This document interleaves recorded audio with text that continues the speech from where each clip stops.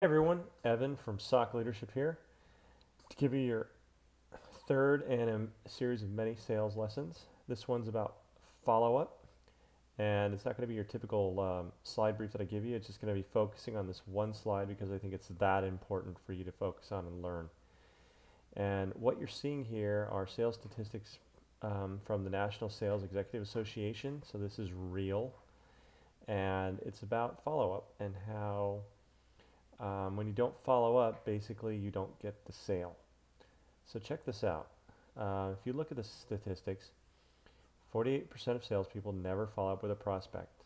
That's to me, that's because they're just lazy, or they make up their own story in their mind, or they're new, or they're just not experienced. And guess what? Only 2% of sales are made on that first contact. So that's not a good place to live if you're in sales as a profession. 25% of sales are made on the second contact, and then they stop, and only 3% of sales are made on that second contact, if you can see it down at the bottom. So that's another good place to not stop.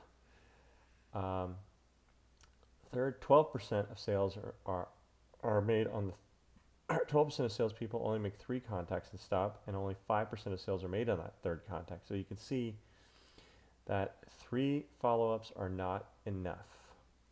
And then you see the fourth line there, only 10% of salespeople make more than 3 contacts. Those are the salespeople who want the sale and who are persistent and who are, as you can see here, doing it right, because as you see on that fourth contact, 10% of sales are made, and then on that 5th to 12th contact, 80% of sales are made. So as you can see, the point of this slide is the more you follow up, the more likely you are to get that sale.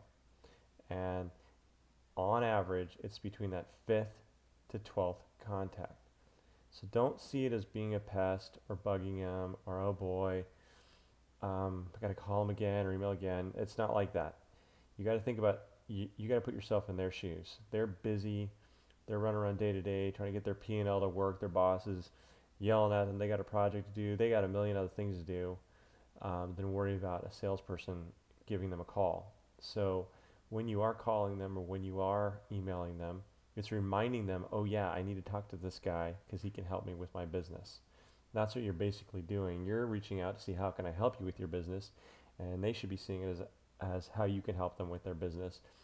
And so the more you follow up, the more it's going to remind them to get you on their itinerary so you guys can talk business. And remember, it's not bugging them. It's reminding them. If you're on that 7th or 8th contact and they just tell you to quit calling them, okay, and that's probably for real. They probably found another vendor, or they're not in the market anymore, or something happened. But when you start making those 5th to 12th contacts, that's when you start establishing friendships, you start establishing a relationship, they start seeing that you really care about them, that they learn more about your product. Some are just more hesitant and are slow to get into relationships because they have to be able to trust their vendors, because sometimes they need a vendor on a monthly basis, and if you're not going to be reliable, and they don't want you, right? It's in a way you're building this trust with those 5 to 12 contacts, and they can see that, hey, you'd really go to bat for them or really fight for them if they really need something. So a part of it too is they're probably testing you as well. So remember, don't give up. 80% of sales are made on the 5th to 12th contact. You just got to keep persistent, keep persistent, keep persistent. Do not bug them. You're there to help them, not annoy them. All right? And this is Evan with a sales moment. If you want any additional instruction or one-on-one coaching, I can be reached at ewahl@sandiego.edu. And if you like this video, don't forget to sub and like. Thank you.